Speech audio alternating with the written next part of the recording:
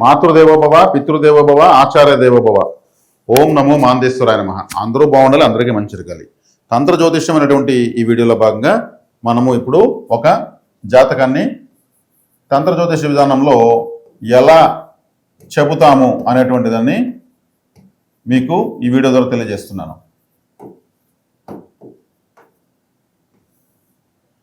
ఇది మనకు ఆల్రెడీ మన దగ్గర ఈ జాతకం ఇచ్చారు. వాళ్ళకి ఫోన్ చేసి నేను లైవ్లో ఈ జాతకం ఎలా ఉంది, ఇది ఒక ఫీచర్ ఎలా ఉంది మీకు తెలియజేయడం జరుగుతుంది. దానికి కాల్ చేస్తున్నాను. హలో, మీరు మా దగ్గర జాతకం ఇచ్చారు కదండి. గురుగారు చెప్పండి గురుగారు. అది మీరు ఫ్రీగా ఉన్నారు ఇప్పుడు? జాతకం చెప్పచ్చా మీకు? చెప్పండి గురుగారు. సరే, ఓకే, రికార్డింగ్ పెట్టుకోండి. ఓకే గురుగారు. మీరు 1997 డిసెంబర్ 3వ తారీఖు అండి. అవునండి. 3వ తారీఖు 4 గంటలకు AM. అవును గురుగారు. విజయవాడలో జన్మించారు. అవును గురుగారు. మీరు పుట్టినటువంటి రాశి లగ్నము విజయవాడలో మీరు పుట్టినప్పుడు శుక్లపక్ష తృతీయ రోజు, పూర్వాషాఢ నక్షత్రం 3వ పాదము. మీరు తులా లగ్నము ధనుసు రాశిలో జన్మించారు. మీరు పుట్టిన రాశి లగ్నము తిథి ప్రకారము లగ్నం నుంచి 4వ స్థానం శూన్యమైంది. మీకు లగ్నం నుంచి 4వ స్థానం అంటే మకర రాశి శూన్యమైంది. అంటే 4వ స్థానం అంటే మీరు పుట్టిన ఊరు, మీ యొక్క ఇల్లు, మీ వాహనము, మీ యొక్క చదువు, మీ యొక్క తల్లి, మాతృస్థానం కాబట్టి ఇవన్నీ వస్తాయి. ఇది శూన్యమైంది. శూన్యమైంది అంటే మీకు మాతృ సౌఖ్యము లేదు. అదేవిధంగా మీకు సొంత ఊరు కలిసి రాదు. మీరు మీ ఊరికి దూరంగా ఉంటే డెవలప్ అవుతారు. మీ ఊర్లో ఉంటే శూన్యం, అక్కడ గ్రోత్ ఏమాత్రం ఉందో డెవలప్ కాలేరు. అంటే 4వ స్థానము మీ యొక్క స్వస్థలాన్ని తెలియజేస్తుంది. ఏ రాశి శూన్యం అవుతుందో ఎవరికైనా సరే ఆ శూన్యత్వాన్ని దూరంగా ఉండడం చాలా మంచిది. అంటే ఇంకా ఎప్పటికీ అక్కడికి వెళ్ళి స్థిరపడాలి అనే ఆలోచనలో వద్దంటారు గురుగారు. బంధువుగా మారాలండి. మీరు అక్కడ పోయి అక్కడే ఉండడం వల్ల మీకు గ్రోత్ ఉండదు. బంధువు అయిపోవాలి. 6 నెలలకు, సంవత్సరానికి ఒకసారి ముఖ్యమైన వ్యవహారాలకు పోయి రావాలి. జన్మస్థలాన్ని ఎప్పటికీ వదలలేం కదా. కాకపోతే అక్కడ శూన్యం కాబట్టి మీరు అభివృద్ధి చెందడానికి కావాలంటే అవకాశాలు అక్కడ శూన్యంగా ఉన్నాయని అర్థం. అందున అక్కడే మీకు ఇక్కడ శుక్రగ్రహం 4వ స్థానంలో 0 డిగ్రీస్లో ఉంది. శుక్రుడు అంటే మీ లగ్నాధిపతి కదా. లగ్నాధిపతి 0 డిగ్రీస్ ఉన్నప్పుడు ఏమవుతుంది? అది స్వస్థానంలో 0 డిగ్రీస్లో ఉంది. ఆడున్నారంటే మీకు వశీకారం ఉండదు, వివాహం కానే కాదు మళ్ళీ. అదేవిధంగా మీకు అందులో శుక్రుడు మీకు అష్టమాధిపతి కూడా అర్ధాష్టమంలో 0 డిగ్రీస్ పెట్టాడు. 6వ స్థానాధిపతి అయిన గురువు కూడా మీకు అదే స్థానంలో నీచ పెట్టాడు. గురువు నీచ. ఇద్దరు ధనకారకులే. అది ఎక్కడైనా వాళ్ళు 4వ స్థానంలో కాబట్టి మీకు ఇక్కడ వివాహము, వివాహానంతర సంతానము, ఆ యొక్క అభివృద్ధి అనేది స్వస్థానంలో లేదు అని అర్థం. తర్వాత మీకు లగ్నం నుంచి 5వ స్థానంలో కేతు గ్రహం ఉంది. కేతు 5వ ఇంట్లో ఉంటే ఏమవుతుంది? కేతువు 5వ స్థానం ఉంటే ఏందో ముందు చూద్దాం. కేతువు వచ్చే ఇక్కడికి 5వ స్థానం ఉన్నప్పుడు సంతాన స్థానము, పూర్వజన్మ సుకృతము, మీ యొక్క అదృష్టము, అదేవిధంగా మీ ప్రేమ, మీరు ఎవరైనా ప్రేమించాలనుకుంటే మీరు ఫెయిల్యూర్ అవుతారు. కేతువు ఆటంకం ఇస్తాడు. అదే రాహు ఉంటే మీరు ప్రేమ సక్సెస్ అయ్యే వరకు అన్ని పనులు స్థిరవుతారు. కానీ కేతు ఉన్నాడు కాబట్టి మీరు ప్రేమ వివాహాలు చేసుకోవాలనుకుంటే ఆటంకాలు వస్తాయి. అదేవిధంగా ఇక్కడ మీకు 2వ స్థానంలో రవిగ్రహం ఉంది. లాభాధిపతి అంటే బాధకాధిపతి 2వ స్థానంలో రవి ఉన్నాడండి. అంటే డబ్బుల కోసము మీరు ఏదో ఒక బాధపడాలని అర్థం. అంటే ఇక్కడ వచ్చేక్కడికి బాధకాధిపతి 2వ స్థానంలో ఉన్నప్పుడు మీరు అనుకున్నంత గ్రోత్ మీకు ఆర్థికంగా ఉండదు. ఎంతో కొంత ఉంటుందే కానీ ఆర్థికంగా అనుకున్నంత గ్రోత్ ఉండదు. అదేవిధంగా ఈ లగ్నానికి సప్తమాధిపతి తృతీయంలో ఉన్నాడు. సప్తమాధిపతి ద్వితీయాధిపతి తృతీయంలో 3వ స్థానంలో ఉన్నాడు. కుజుడు మీకు మంచి గ్రహం కాదు. అదే కుజ మహర్దశ మీకు జరుగుతూ ఉంది ఇప్పుడు ప్రస్తుతానికి. కుజ దశలో శుక్రభుక్తి నడుస్తూ ఉంది. శుక్రుడు 0 డిగ్రీస్ ఉన్నాడు, కుజుడు 3వ ఇంట్లో ఉన్నాడు. కాబట్టి బ్రదర్స్ అండ్ సిస్టర్స్ అనేటువంటి సెక్టర్ కూడా మీకు అంత అనుకూలంగా లేదు. వాళ్ళకు దూరంగా ఉంటే మీకు గ్రోత్ ఉంటుంది. కాబట్టి కుజ దశ మీకు 2028 ఏప్రిల్ 22వ తారీఖు వరకు జరుగుతుంది. తర్వాత రాహుదశ పెడుతుంది. రాహుదశ రాహు లాభంలో ఉన్నాడు. లాభంలో ఉన్న రాహుదశ పెట్టినప్పుడు మీకు విశేషమైనటువంటి యోగము. ఈ తులాల దశలో ఏ విధంగా కలిసి వస్తుంది గురువు గారు నాకు? రాహుదశలో మీకు రాహు లాభంలో ఉన్నాడంటే, రాహు అంటే ఏంటంటే మీకు మీడియా, రాహు అంటే మీకు ఏం చెప్తారు, కమ్యూనికేటర్ అంటే ఇప్పుడు ఆల్ టైప్స్ ఆఫ్ టెక్నాలజీస్ మొత్తం రాహువే. అది ఇంటర్నెట్ కావచ్చు, తర్వాత మీకు ఏది ఇప్పుడున్నటువంటి ఫుడ్ సెక్టర్స్ మొత్తం, మెడిసిన్, ఫుడ్, టెక్నాలజీ, ఇంక ఇతరత్ర ఎత్తుకుంటే కూడా మీకు కారకత్వాలు, సాఫ్ట్వేరు ఇవన్నీ కూడా కలిసి వస్తాయి. అంటే మీరు మల్టీ టాలెంటెడ్గా మీరు చేసే ప్రయత్నాలు అద్భుతంగా కలిసి వస్తాయి. ఏది రాహుదశలో మీరు ఒక అడుగు వేస్తే 4 అడుగులు మీ వైపుకు పరిస్థితులు వస్తాయి. రాహు లాభంలో ఉండడం, రాహు లాభంలో ఉండగా పుట్టడం ఒక విధంగా అదృష్టం. అది మీకు ఈ కుజదశ అయిన తర్వాత పెడుతుంది. ఆ దశలో మంచి స్థాయికి వెళ్తారు, దానిలో ఎటువంటి సందేహం లేదు. కాబట్టి రాహుదశ వచ్చే వరకు మీరు సాధారణంగా వెళ్ళడం మంచిది. భారీ ప్రయత్నాలు చేసినా కూడా మీకు అంత అనుకూలం కావు. కాబట్టి మీకు చతుర్థ స్థానం శూన్యమైంది కాబట్టి ఆ స్థానం నుంచి మీరు దూరంగా రావడమే మీకు పరిహారము.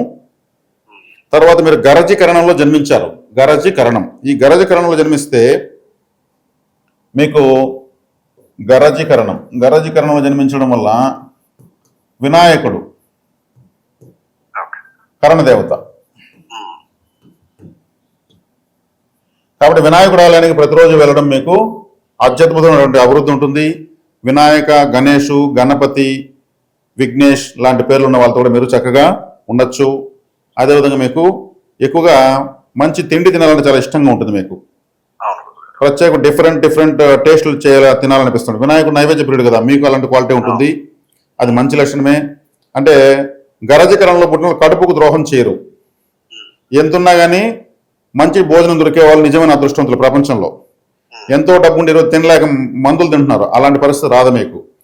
అందున వినాయకుని ఆరాధించడము, ఏనుగు ఫోటోని మీరు వాల్పేపర్ కానీ వినాయకుని ఫోటో కానీ పెట్టుకోవడం చాలా మంచిది. జీవితంలో మంచి అభివృద్ధి ఉంటుంది. అదేవిధంగా మీకు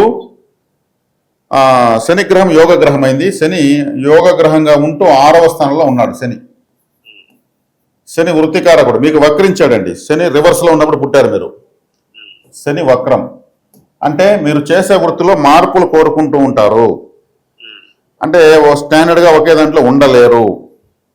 ఎందుకంటే ఉంటే గ్రోత్ లేదని అర్థం. కొంతకాలానికి ఏదో ఒకటి మారితేనే గ్రోత్, మారకపోతే మీకు సాధారణంగా ఉండిపోవాల్సి వస్తుంది. శని వృత్తి ఇప్పుడు గురుగారు మార్పుకి ఎప్పుడు అనుకూలంగా ఉంటుందంటారు గురుగారు? ప్రయత్నం చేస్తే మార్పుకి ప్రయత్నం చేయాలంటే మీరు కుజ మహర్దశ అయ్యే వరకు సాధారణంగా ఉండిపోవడం బెటర్ అని అడిగితే. అదేవిధంగా శనేశ్వరుడు వక్రించాడు కాబట్టి ఇంకా గ్రోత్ కావాలి అంటే మీరు రివర్స్ వాకింగ్ చేయాలి. శనేశ్వరుడు అంటే నడక, కాబట్టి నడకను వక్రించి నడవడం వల్ల శని వక్రం నశిస్తుంది.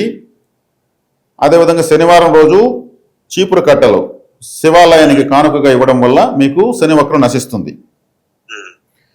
అలా చేస్తూ రావడం వల్ల మీరు ఇప్పుడు కోరుకునే మార్పులో గ్రోత్ వస్తుంది. అది మీరు ఎప్పటికీ చేస్తూనే ఉండాలి. ఇది ఖర్చులేని పరిహారం. తర్వాత మీకు చిత్తా నక్షత్రం 4వ పాదము, చిత్తా 4వ పాదం కుబేర బిందువు అంటే డబ్బులు ఇచ్చే నక్షత్రం. ఈ చిత్తా నక్షత్రం మీకేమవుతుంది చూద్దాం. మీ నక్షత్రం వచ్చి పూర్వాషాఢ అంటే ఉత్తరాషాఢ, శ్రవణం, ధనిష్ట. అంటే మీకు ఒక్క నిమిషం అండి. చిత్తా 4వ పాదం కుబేర బిందువుకి వచ్చింది. చిత్తా 2. ఓకే అండి. చిత్తా 4వ పాదం మీకు కుబేర బిందువు. ఈ సమయంలో మీరు అమ్మవారి కంచి కామాక్షి అమ్మవారి యొక్క శ్లోకాలు, కవచాలు చదవడం వల్ల ఖచ్చితంగా మీరు చేసే ఫైనాన్షియల్ ప్రయత్నాలు సక్సెస్ అవుతాయి. ఎందుకంటే చిత్తా నక్షత్రంలో కంచి కామాక్షి అమ్మవారు పుట్టారు. కంచి కామాక్షి అమ్మవారి ఫోటో లేదంటే మీరు అమ్మవారి యొక్క శ్లోకాలు, కవచాలు గూగుల్లో డౌన్లోడ్ చేసి వస్తాయి. లేదు కంచికే వెళ్ళి దర్శనం చేసుకుని వస్తే కూడా మీకు ఫైనాన్షియల్గా గ్రోత్ ఉంటుంది. అవును, ఆ నక్షత్రమే మీకు కుబేర బిందువు, డబ్బులు ఇచ్చే నక్షత్రంకి వచ్చింది కాబట్టి. తర్వాత మీకు పుబ్బా నక్షత్రం 2వ పాదము అదృష్ట బిందువు. పుబ్బ, రెండో పాదం అదృష్ట బిందువు. పుబ్బ అంటే ఏమి? Lemon, lemon juice, lemon rice, lemon pickles బాగా తినచ్చు. పుబ్బా నక్షత్రం రోజు ఏదైనా అమ్మవారి దగ్గరికి వెళ్ళి రావచ్చు. అది లక్ష్మీదేవి కావచ్చు, గాయత్రీదేవి కావచ్చు, లేదంటే దుర్గాదేవి కావచ్చు. ఏదైనా అమ్మవారి దగ్గరికి వెళ్ళి రావడం మంచిది. అప్పుడు అదృష్టం పెరుగుతుంది. కాబట్టి కామాక్షి అమ్మవారి దగ్గరికి ఎప్పుడైనా వెళ్ళొచ్చు గురుగారు? ఏదైనా చిత్తా నక్షత్రం రోజే వెళ్ళాలండి. పుబ్బా నక్షత్రం రెండో పాదంలో ఉన్నటువంటి అమ్మాయిని వివాహం చేసుకోవచ్చు. చిత్తా నాలుగో పాదంలో ఉన్న అమ్మాయిని వివాహం చేసుకోవచ్చు. తర్వాత మీకు చంద్రుడు అవయోగయ్యాడు. చంద్రగ్రహము అవయోగి. చంద్రుడు అవయోగి కాబట్టి మీకు మాతృ సౌఖ్యం తక్కువ. చంద్రుడు అంటే మాతృకారకుడు కాబట్టి మాతృస్థానానికి అతను వ్యయస్థానంలో ఉన్నాడు ధనుసు రాశిలో, మకర రాశికి. కాబట్టి తల్లికి దూరంగా ఉండడం మంచిది. తల్లికి దూరంగా కూడా ఉంటారు కూడా. అదేవిధంగా మీకు చిన్నప్పుడు కాలం చేశారు గురుగారు. అదేనండి, ఇప్పుడు మాతృస్థానం శూన్యమైంది. అది మేము చెప్పకూడదు, టైటిల్స్ చెప్తా వస్తాము. మాతృస్థానం శూన్యమైంది. మాతృస్థానానికి మాతృకారకుడు వ్యయంలో ఉంటూ అవయోగం అయిపోయాడు. అవయోగం అంటే ఏమైంది? అవయోగం అంటే ఏమి? ఏదో ఒకటి జరగడము, దుస్సంఘటన అర్థం. కాబట్టి మీకు అందుకే చెప్పింది, మీరు తల్లికి దూరంగా ఉంటే మంచిది అంటే అది ఆటోమేటిక్ జరిగిందని మీకు తెలియ చేస్తున్నారు కాబట్టి ఓకే. తర్వాత మీకు ఎప్పుడు మానసికంగా ఏదో కస ఉంటుందండి మైండ్. మీకు ఎప్పుడు రిలాక్సేషన్ ఉండదు. అది మీకు మాత్రమే అర్థమవుతుంది. దాంతో మీరు ఫ్రెండ్షిప్ చేసి అలవాటు పడిపోయారు అలా ఉండడం. చంద్రుడు అవయోగైనప్పుడు మీకు సోమవారం కలిసి రాదు. రోహిణి, హస్తాశ్రవణ నక్షత్రాలు అవయోగ నక్షత్రాలు. ఈ నక్షత్రాలు ఉన్నప్పుడు ముఖ్యమైన పనులు చేసుకోకూడదు. ఈ నక్షత్రంలో ఉన్న అమ్మాయిని వివాహం చేసుకోకూడదు. పౌర్ణమి రోజు చేసే పూజలు మీకు ఫలింపు రావు. పాల పదార్థాలు మీకు పెద్దగా సెట్ అవ్వవు. కాబట్టి మీరు ఎక్కువగా మిల్క్ రిలేటెడ్ ఐటమ్స్ తినకూడదు, అటువంటి వ్యాపారాలు చేయకూడదు. అదేవిధంగా మీకు ఫుడ్ రిలేటెడ్ వ్యాపారాలు కలిసి రావు. వైట్ కలర్ కలిసి రాదు. సోమశేఖర్, చంద్రశేఖర్, చంద్రకళ, చంద్రబాబు, చంద్రముఖి లాంటి పేర్లు ఉన్న వాళ్ళు కూడా మీకు సఖ్యతగా ఉండరు. అదేవిధంగా మీకు తిరుమల పర్వతం పైన చంద్రగ్రహ ప్రభావం 100% ఉంది. కాబట్టి మీరు తిరుమలకు కూడా వెళ్తే ప్రయోజనం లేదు. పోతే రావచ్చు, రావచ్చు అంతేగాని మీకు అవయోగ గ్రహం యొక్క ప్రదేశం అది. కాబట్టి మీకు యోగ గ్రహం శనేశ్వరుడు కాబట్టి శనేశ్వరుడు యోగి అయినడు. అనురాధ, పుష్యమి, అనురాధ, ఉత్తరాభద్ర ఈ 3 యోగ నక్షత్రాలు. మీ నక్షత్రానికి పుష్యమి నక్షత్రం ఏమవుతుందో చూద్దాం. అంటే యోగి వక్రించాడు మెయిన్గా ఇక్కడ. యోగ గ్రహం వక్రించకూడదు. యోగి వక్రించి మళ్ళీ కుజుడు చూస్తాడు శనేశ్వరుణ్ణి. అది మీకు వృత్తిలో స్థిరత్వాన్ని ఇవ్వదు. కాబట్టి ఏం చేయాలంటే మీకు నేను చెప్పినటువంటి పరిహారాలు చేయండి. మీకు యోగ గ్రహం కూడా అనుకూలంగా మారుతుంది. తర్వాత ఉత్తరాషాఢ నక్షత్రం మీకు నిర్జీవమైంది. 3వ స్థానం నిర్జీవమైంది. 3 నిర్జీవం, 4 శూన్యం అండి. 5లో కేతు, 6లో శని. 6లో శని వక్రం, 5లో కేతువు వక్ర గ్రహమే. గురువు నీచ గ్రహము 4లో. 3వ ఇంట్లో మీకు చంద్రుడు అవయోగి. 2వ ఇంట్లో బాధకాధిపతి. కంటిన్యూగా లగ్నం నుంచి కంటిన్యూగా మీకు అన్ని కూడా సపోర్టింగ్ ప్లానెట్స్ లేవు. మీరు ఉత్తరాషాఢ నక్షత్రం నిర్జీవమైంది కాబట్టి చేసే ప్రయత్నాలు మీరు అనుకున్న విధంగా సక్సెస్ కావు. చేస్తూ ఉంటారు కానీ మీరు అనుకున్న విధంగా సక్సెస్ కావు. కాబట్టి ఏం చేయాలంటే కమ్యూనికేషన్స్ అంటారు కూడా దీన్ని కూడా. కాబట్టి మీరు ఏం చేయాలంటే గుర్రం నాడ తెచ్చుకోవాలి. గుర్రం నాడ తెచ్చుకొని మీ సింహద్వారానికి మీరు ఎక్కడన్నా ఉండొచ్చు, రెంట్ హౌస్ కావచ్చు, ఓన్ హౌస్ కావచ్చు, గుర్రం నాడ ఏ షేప్లో బిగించుకోవాలి. ఏ షేప్లో దాన్ని మీ సింహద్వారానికి వెలుపల వైపు అంటే వీధుల వైపు బిగించుకోవాలి. ఇలా బిగించుకొని దాని కింద దూరం ఇంట్లోకి వెళ్ళడం, దాని కింద బయట రావడంతో నిర్జీవత్వం పోతుంది. మీరు చేసే ప్రయత్నాలు సక్సెస్ అవుతాయి, 100% అవుతాయి. ప్రయత్నాలు ఫలించాలంటే గుర్రపునాడ పెట్టుకోమంట. ఉత్తరాషాఢ నక్షత్రం రోజు పెట్టాలి. అది ఇంకా వారము తిథితో పని లేదు, నక్షత్రం ఉంటే చాలు. అదేవిధంగా మీకు ఉత్తరాషాఢ నక్షత్రం రోజు సుబ్రహ్మణ్య స్వామి ఆలయానికి వెళ్ళాలి. ఈ గుర్రం నాడ ఒకసారి బిగిస్తే చాలు. సుబ్రహ్మణ్య స్వామి ఆలయానికి వెళ్ళి రావాలి. అది ఉత్తరాషాఢ నక్షత్రం వెళ్ళొస్తే చాలు. ఆటోమేటిక్గా మీరు చేసే ప్రయత్నాలు సక్సెస్ అయిపోతాయి. అదేవిధంగా మీకు ఇప్పుడు జరుగుతున్నటువంటి పుష్యమి నక్షత్రం మీకు పూర్తిగా దురదృష్ట నక్షత్రం అండి. పుష్యమి నక్షత్రం అంటే జీవ సమాధులు. జీవ సమాధుల దగ్గరికి మీరు వెళ్ళకూడదు. వెళ్ళారనుకోండి మీకు ఉండే పనులు కూడా చెడిపోతాయి. పుష్యమి నక్షత్రం ఉన్న అమ్మాయిని అసలు వివాహం చేసుకోకూడదు. శ్రవణ నక్షత్రం 2వ పాదం ఉన్నప్పుడు మీరు ఏదన్నా కార్డ్ రైస్ లాంటి దానం చేస్తే పెరుగన్నం మీ జీవితంలో ఉన్న దురదృష్టం మొత్తం నశించిపోతుంది. అదేవిధంగా మీకు అష్టమ స్థానంలో మాంది ఉన్నాడు. లగ్నానికి అష్టమ స్థానంలో మాంది అంటే ప్రేతగ్రహము. అష్టమ స్థానంలో ఏ గ్రహం ఉండకూడదు. మీరు మీ ఊరిని వదిలేసి దూరంగా వస్తేనే మీరు రిలాక్స్, లేదంటే కష్టం. అష్టమ స్థానంలో ఉంటున్నాను గురుగారు. మంచిది. అష్టమ స్థానంలో మాందినే కాదు, ఏ గ్రహం ఉన్నా సరే సొంత ఊరు పనికిరాదు. అందులో మాంది ఉన్నాడు కాబట్టి దుస్సంఘటనలు జరిగే తీరుంటాయి. కాబట్టి మాందేశ్వరానికి వెళ్ళి రావాలి. మాందేశ్వరానికి ఎప్పుడు వెళ్ళి రావాలి? మృగశిర నక్షత్రం 2వ పాదం. మృగశిర నక్షత్రం శనివారం వచ్చినప్పుడు మాందేశ్వరానికి వెళ్ళి రావాలి. మృగశిర నక్షత్రము శనివారం, అంతే, ఇంకేం అవసరం లేదు. అది ఏ తిథన్నా కావచ్చు. ఈ మాందేశ్వరాలయం ఎక్కడుందంటే ప్రాచీనాలయము, స్వయంభుగా వెలిసిన ఆలయము. తిరుపతి నుంచి చెన్నైకి వెళ్లే దారిలో తిరువలంగాడు అనేటువంటి ఊర్లో ఉంది. ఆ తిరువలంగాడు అనే ఊరు అరకోణం రైల్వే జంక్షన్ పక్కన ఉంది. మీరు మృగశిర నక్షత్రం మా శనివారం మాత్రం చూసుకోవాలి. క్యాలెండర్ అండర్లైన్ చేసుకుని వెళ్ళరండి. తర్వాత మీకు ఇప్పుడు కుజమహర్దశ జరుగుతూ ఉంది. ప్రతి దశ, ప్రతి భుక్తి, అన్ని గ్రహాలు అనుకూలంగా మారాలంటే నేను కొన్ని టెంపుల్స్ చెప్తాను. ఆ టెంపుల్స్ నేను చెప్పినప్పుడు వెళ్ళండి, సరిపోతుంది. సంవత్సరంలో 1 or 2 times వెళ్తే కూడా చాలు. అన్ని ప్రతి నెల వెళ్ళాలంటే కూడా కుదరదు. 1 or 2 times ఈ టెంపుల్స్, దగ్గరగా ఉన్న టెంపుల్స్కి ఎక్కువ వెళ్ళండి, దూరంగా ఉన్న టెంపుల్స్కి అయితే 1 or 2 times వెళ్ళరండి. కృష్ణపక్ష త్రయోదశి, శుక్లపక్ష తృతీయ, ఈ 2 రోజులు విఘ్నేశ్వర ఆరాధన కంపల్సరీ చేసుకోవాలి. శుక్లపక్ష చవితి, శుక్లపక్ష ఏకాదశి, ఈ 2 రోజులు నందీశ్వరుడు, నా శివాలయంలో నందీశ్వరుడు దగ్గరికి వెళ్ళి చక్కగా మీరు ఆరాధన చేసుకోవచ్చు. సాయంత్రం ప్రదోషకాలంలో చేసుకుని వస్తే మంచిది. తర్వాత మీకు శుక్లపక్ష విధియ రోజు, కృష్ణపక్ష పాడ్యం రోజు వరాహస్వామి యొక్క ఆరాధన. వరాహస్వామి టెంపుల్ మీకు తిరుమలలో ఉంది. తిరుమలకు వెళ్ళకూడదన్నాను. మీకు ఎక్కడుందంటే విజయవాడ ప్రకాశం బ్యారేజీ పైన చిన్నజీయర్ స్వామి వారు కట్టిపెట్టినారు. ఒకటి సింహాచలంలో ఉంది. హైదరాబాద్లో సికింద్రాబాద్ ప్యాట్నీ సెంటర్లో ఉంది. ఇక్కడ వెళ్ళి రావచ్చు.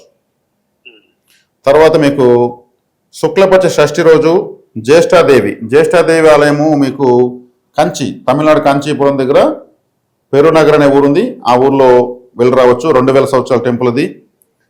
విజయవాడ కనకదుర్గమ్మ పర్వతం కింద ప్రత్యేక శనేశ్వరాలయంలో కూడా జ్యేష్ఠాదేవి విగ్రహం ఉంది, వెళ్ళి రావచ్చు. శుక్లపక్ష చవితి రోజు సుబ్రహ్మణ్య స్వామి ఆరాధన. సుబ్రహ్మణ్య స్వామి దగ్గరికి వెళ్ళి వస్తే మంచిది. మానవ రూప సుబ్రహ్మణ్య స్వామి దగ్గరికి వెళ్తే ఇంకా మంచిది.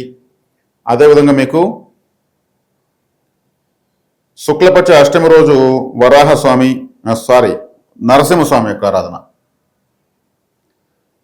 ఇవి టెంపుల్స్. ఈ టెంపుల్స్ మీరు వెళ్తే ఇంకా జ్యోతిష్యం అవసరం లేదు. మీ ప్రతి గ్రహాన్ని అనుకూలంగా మార్చేటువంటి ఆలయాలు. ఈ ఆలయాలకు మీరు ఎంత ఎక్కువ వెళ్ళరాగలదో అంత మంచిది. తర్వాత మీకు వైనాసిక నక్షత్రాలు చెప్తాను. వైనాసిక నక్షత్రాలు అంటే మీకు కొన్ని నక్షత్రాలు ఉంటాయి. ఈ నక్షత్రం ఉన్న అమ్మాయిని వివాహం చేసుకోకూడదు. మక 2వ పాదము, ఉత్తర 4వ పాదము, స్వాతి 2, స్వాతి 3, చిత్త 2, అనురాధ 3, విశాఖ 1, ఉత్తరాషాఢ 4, ఆరుద్ర 2, మూల 4, రేవతి 1. ఈ నక్షత్రాలు మీకు వైనాసిక నక్షత్రాలు. ఈ నక్షత్రాలు ఈ పాదాల్లో ఉన్న అమ్మాయిని పక్కకు పెట్టేయాలి. తర్వాత మీకు ఈ నక్షత్రాలు కూడా ఒక నక్షత్రం బాగా ఉపయోగపడుతుంది. ఆ నక్షత్రం వచ్చి మీకు అనురాధ 3వ పాదం. అనురాధ 3వ పాదం అన్నప్పుడు ఎలా క్యాలిక్యులేట్ చేసుకోవాలి? ఒక నక్షత్రము 24 hours ఉంటుంది మినిమం. ఆ 24 hoursకి నక్షత్రం 4 పాదాలు ఉంటాయి. ఒక్కో పాదం 6 hours ఉంటుంది. అనురాధ 3వ పాదం అంటే 12 hours తర్వాత పెట్టేటువంటి థర్డ్ 6 hours అనురాధ 3వ పాదం. ఈ టైంలో మీరు ఏదైనా హెల్త్ చెకప్ చేసుకోవాలి. హెల్త్ చెకప్ చేసుకుంటే అనారోగ్యాలు నశిస్తాయి. అదే టైంలో మీరు ఏదైనా అప్పులు కడితే తొందరగా అప్పులు నశిస్తాయి. కరెంట్ ఛార్జ్ అయినా కట్టాలి కనీసం. అదే టైంలో మీరు దుర్గాదేవి పూజ చేసి శత్రువుల పేరు చెప్తే శత్రునాశనం. ఇంకా అప్పులు లేవు, అనారోగ్యాలు లేవు, శత్రువులు లేరంటే లైఫ్ అంతా బాగున్నట్టే కదా. ఆ టైంలో మీరు మంచి పనులు చేయకూడదు. మంచి పనులు చేస్తే అవి కూడా చెడిపోతాయి. అదేవిధంగా మీకు రాహుకేతువుల మధ్యలోనే అన్ని గ్రహాలు ఉన్నాయి. ఎందుకు ఆ పక్క శని ఉన్నాడు కానీ వక్రించేశాడు, శని వక్రించేశాడు కాబట్టి శని మీకు సపోర్టింగ్ కాడు. అంటే కేతువు వైపుకి అన్ని గ్రహాలు వస్తున్నాయి, అది మీ అదృష్టం. ఎందుకంటే రాహుకేతుల మధ్య రాహు ఇలా పైకి లేస్తున్నాడు, కేతు కిందికి దిగుతున్నాడు కాబట్టి కేతు వైపుకి అన్ని గ్రహాలు వస్తున్నాయి కాబట్టి కేతుగ్రస్త కాలసర్ప యోగము అని చెప్పొచ్చు మీ జాతకము. అంటే మంచి క్యారెక్టర్ ఉంటుంది, పాప చింతన, పాప భీతి, ధర్మ చింతన, దైవభక్తి పెరుగుతూనే ఉంటాయి జీవితంలో. రాహు వైపు గ్రహాలు రాకపోవడం మీ అదృష్టం. కాబట్టి ఇక్కడ వచ్చేకాడికి ఎక్కువగా విఘ్నేశ్వరుని ఆరాధించే కొద్దికి కేతువు ఇంకా బాగా యాక్టివేట్ అవుతాడు. మీ కరణం కూడా గరజకరణం కాబట్టి వినాయకుడిని ఎక్కువగా ఆరాధించాలని అర్థం. ఇది మీకు సూచనలు, సలహాలు, జాగ్రత్తలు. మీకు ఇవి పాటించుకోవడం. వివాహం పరంగా ఎప్పుడో ఉందో చెప్తారు, అలాగే జీవిత భాగస్వామి గురించి చెప్తారు. నేను చెప్పిన నక్షత్రాలు వదిలేసి మీరు ఆరాధించుకోవచ్చు. జీవిత భాగస్వామి మీకు కావాలనుకుంటే మీరు శివాలయానికి శుక్రవారం రోజు 7 మామిడాకులు తీసుకొని ఒక తోరణంలా కట్టుకోవాలండి. గంధము కుంకుమ పెట్టుకోవాలి. మనం గడపలో కడతాం కదా తోరణము, అది మీరు ఒక 7 శుక్రవారాలు శివాలయానికి వెళ్ళి అక్కడ గేటుకు కానీ స్తంభానికి కానీ చెట్టుకు కానీ కట్టేసి ఒక 24 నిమిషాలు శివాలయంలో ఉండేసి మళ్ళీ రావాలి. అంటే శుక్రగ్రహానికి బలం పెరుగుతుంది. శివాలయంలోనే ఎందుకు కట్టాలంటే భార్య పిల్లలతో కుటుంబంతో ఉన్నటువంటి ఏకైక దేవుడు శివుడు మాత్రమే. శుక్రవారం ఎందుకు కట్టాలంటే జీవిత భాగస్వామికి శుక్రుడు, మా మగవాళ్ళకి భార్యకారకుడు శుక్రుడు కాబట్టి. అదేవిధంగా ఇలా చేస్తూ రావడం వల్ల మీకు అనుకూలతలు పెరుగుతాయి. ప్రస్తుతానికి మీకైతే మాత్రము గోచారంలో గురు బలం లేదు. ప్రస్తుతానికి అష్టమంలో గురువు వచ్చాడు కాబట్టి మీరు ఇప్పుడు ఈ పరిహారాలు చేస్తూ రావడం వల్ల మీకు నేను చెప్పినట్టు నక్షత్రాలు తప్పించి మీరు ప్రయత్నించడం వల్ల మీకు కాబోయే జీవిత భాగస్వామి యొక్క జాతక బలంతో మీకు పెళ్లి కావాలి. మీ జాతక బలంతో ఇప్పుడు అవ్వదు.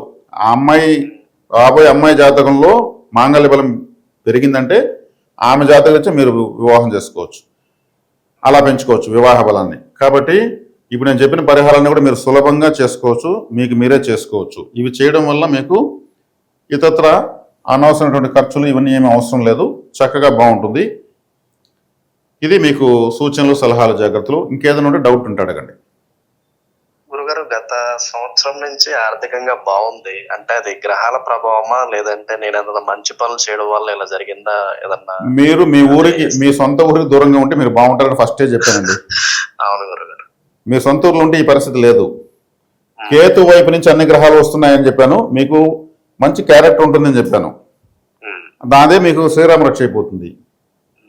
మీ ఊర్లో ఉంటే మీరు పోయి ఒక 3 నెలలు ఉండండి చాలా కంటిన్యూగా, మళ్ళీ నాకు కాల్ చేయండి, మొత్తం 0 అయిపోయింటారు. అంటే శూన్య రాశికి దూరంగా ఉన్నారు కాబట్టి మీరు శూన్యంలో లేరు, అది గ్రోత్ బాగుంటుంది. అందున గత సంవత్సరంగా బాగున్నారంటే గురువు జూన్ 2వ తారీఖు వరకు మీకు 7వ స్థానంలో ఉంటున్నాడు, రాశిని చూస్తున్నాడు. అర్థమైందా? అప్పుడు మీకు ఫైనాన్షియల్గా మీరు గ్రోత్ అయ్యారు. గోచారంలో గురువు మిమ్మల్ని బాగా సపోర్ట్ చేశాడు. ఇది ఇంకా ఈ పీరియడ్ ఎంత వరకు ఉండొచ్చు గురుగారు? ఇట్లా ఇది ఇంకా కంటిన్యూగా ఉంటుందండి, ఏమి ఇబ్బందులు ఏం లేదు. దానికేమి మరి ఇబ్బంది అయితే ఏం లేదు. కుజుడు మీకు 3వ ఇంటి నుండి ఎఫర్ట్ బాగా పెడతారు, ద్వితీయాధిపతి తృతీయంలో ఎఫర్ట్ బాగా పెడతారు. పాపగ్రహం అయినా కానీ ఈ లగ్నానికి 3వ స్థానంలో ఉండడం మంచిది. కాకపోతే బ్రదర్స్ అండ్ సిస్టర్స్, రక్త సంబంధీలకు దూరంగా ఉంటే చాలు, అది ఆటోమేటిక్గా మీకు దోషాన్ని కోల్పోతుంది. లగ్నానికి భాగ్యాధిపతితో అవయోగ కలవడం కూడా ఒకందుకు మంచిది. చంద్రుడు బుధుడు కలవడం కూడా మీకు మంచిది. లగ్నానికి భాగ్యాధిపతి కలయిక జరగడం వల్ల చంద్రుడు అవయోగము మీకు ఇప్పుడు ఇంకా నశిస్తుంది, అది మంచిదే. ఇలా కొన్ని మంచి అంశాలు కూడా మీకు ఉన్నాయి కాబట్టి ఇవన్నీ కూడా మీకు సపోర్టింగ్ అవుతాయి. ఖచ్చితంగా నేను చెప్పిన పరిహారాలు చేసుకోండి, రిజల్ట్ అయితే మీరు బ్రహ్మాండం చూస్తారు. రాహుదశ వచ్చినప్పుడైతే ఇక మీ లైఫ్కి మీరే కింగ్, మీరు ఏమనుకుంటే అది జరుగుతుంది. రాహుదశ ఎప్పటి నుంచి గురుగారు? 2028 అండి, 2028 ఏప్రిల్ 22. అంటే ఇప్పుడు 2026 జూన్ మాసం ఉంది, 27, 28 అంటే 2 సంవత్సరాలు కన్నా తక్కువే ఉంది అని అడిగితే. కాబట్టి ఈ కుజదశ చివరిలో అంటే కుజలో చంద్రభుక్తి పెట్టినప్పుడు ఏదన్నా అనారోగ్యం జరగడానికి కానీ లేదా ఏదైనా ఆర్థికంగా నష్టపోవడానికి కానీ వృత్తిరీత్యా మార్పులు ఇలాంటివి జరుగుతాయి. కానీ అది మీ మంచిగా జరుగుతుంది. అది ఛిద్రం, దశా ఛిద్రం అవుతుంది కాబట్టి మీరు ఇప్పుడు ఈ పరిహారాలు చేస్తే వెళ్తే అది కూడా జరగదు. చక్కగా మీకు ఇంకా అప్డేటెడ్ స్థాయిలోకి వెళ్ళిపోతారు. చాలా బాగుంటుంది. థ్యాంక్ యూ గురుగారు. చాలా మంది జ్యోతిష్కుల దగ్గర చెప్పించుకున్నాను, వాళ్ళేమో హోమాలు చేసుకోమన్నారు, అవి చాలా ఎక్స్పెన్సివ్ అని చెప్పి నేను ఇంకా ఆగిపోయాను గురుగారు. మీరు సింపుల్ గా ఆలయ పరిహారం తెలియజేశారు. థ్యాంక్ యూ సో మచ్ మీరు వ్యక్తిగతంగా ఈ పరిహారాలు చేసుకుంటే హోమాలు అవసరం లేదు, నవరత్నాలు అవసరం లేదు, ఏమి అవసరం లేదండి. కాబట్టి చక్కగా ఇవి చేసుకోండి, చక్కగా బాగుంటారు. దీంట్లో ఎటువంటి సందేహం లేదు. మీరు మంచి రిజల్ట్స్ అయితే పొందుతారు. ఫ్యూచర్ అయితే చాలా బాగుంది. Don't worry. థ్యాంక్ యూ గురుగారు. Thank you so much. Thank you అండి. Thank you. ఇదండి, ఇలా ఉంటుంది తంత్ర జ్యోతిష్యంలో. నేను ఇంకా ఈ ప్లేస్ లేకుండా వైనస్ నక్షత్రాలు రాయలేదు. ఇలాంటి ఈ నక్షత్రం అదృష్ట బిందువుని పట్టుకుంటే, ఈ నక్షత్రం అమ్మాయిని చేసుకుంటే అతను సక్సెస్ అవుతాడు. అదృష్టవంతులు భార్య వచ్చిన తర్వాత అదృష్టం పెరుగుతుంది. ఈ నక్షత్రం రోజు నేను చెప్పిన చిత్తా 4వ పాదంలో కుబేర బిందువు కాబట్టి ఆ టైంలోనే ఫైనాన్షియల్ ప్రయత్నాలు చేయడం వల్ల చక్కగా బాగుంటుంది. కర్ణదేవత వినాయకుని పట్టుకోవడం వల్ల, ప్రతిరోజు ఎవ్రీడే పోవడం వల్ల జాతకంలో ఎన్ని దోషాలున్నా క్లీన్ అవుతుంటాయి. వినాయకుడు అన్ని దోషాలు ఎగరగొడతాడు. అనురాధ 3వ పాదము వైనాసిక నక్షత్రం అయింది. ఈ నక్షత్రం ఉన్నప్పుడు అప్పులు కట్టడము, హెల్త్ చెకప్ చేసుకోవడము, శత్రువుల పేర్లు చెప్పి దుర్గాదేవిని ఆరాధన, శత్రునాశనం, శత్రు రోగ రుణాలు పోతాయి. కాబట్టి ఇలా సులభంగా ఉంటుంది. ఇక్కడ అన్ని చేసుకోగలిగినవి ఉంటాయి, సులభతరంగా ఉంటాయి. ప్రతి ఒక్కరికి అర్థమవుతుంది మా విధానము.